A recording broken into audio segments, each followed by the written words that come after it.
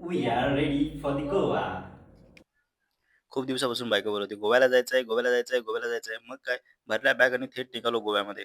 मध्ये सोलकरी रेस्टॉरंटला थांबलो कणकवलीमध्ये आणि रेस्टॉरंट चांगलं होतं. 8 दिवसापासून आम्ही रेस्टॉरंट्स, हॉटेल्स, वेगवेगळे लोकेशन्स ह्याचा सगळ्यांचा अभ्यास करतच होतो. मग काय त्या रेस्टॉरंटमध्ये येऊन थांबलो आणि लंच वगैरे केलं.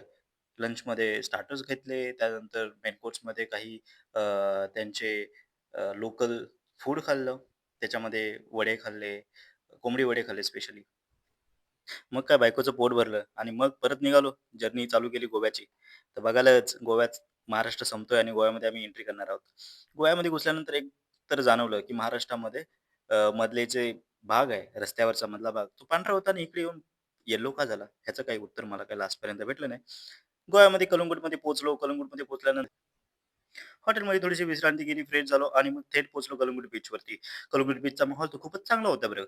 मग काय थोडं रील शूट केलं, इकडं-तिकडं बघितलं, कोण आहे, कोण नाही, रेस्टॉरंट कुठे आहेत.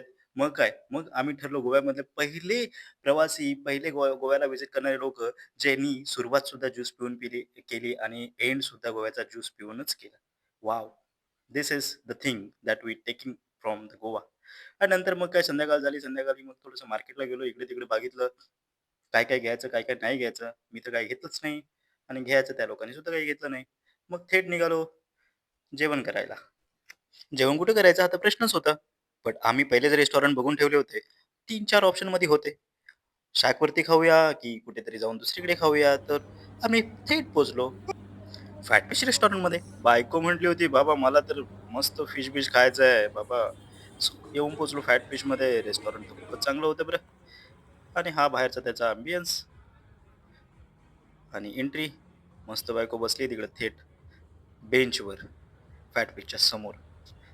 आत्ता बारी होती ऑर्डर करायची. मग काय, हाणला ना फिशवरती ताव.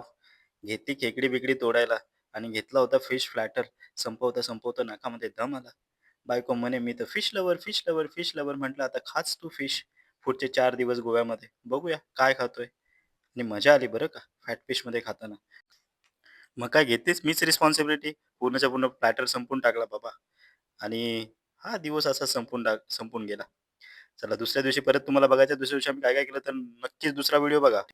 फॉलो करायला विसरू नका. दी आल्हा डायरीज आणि पुढचा व्हिडिओ नक्की बघा.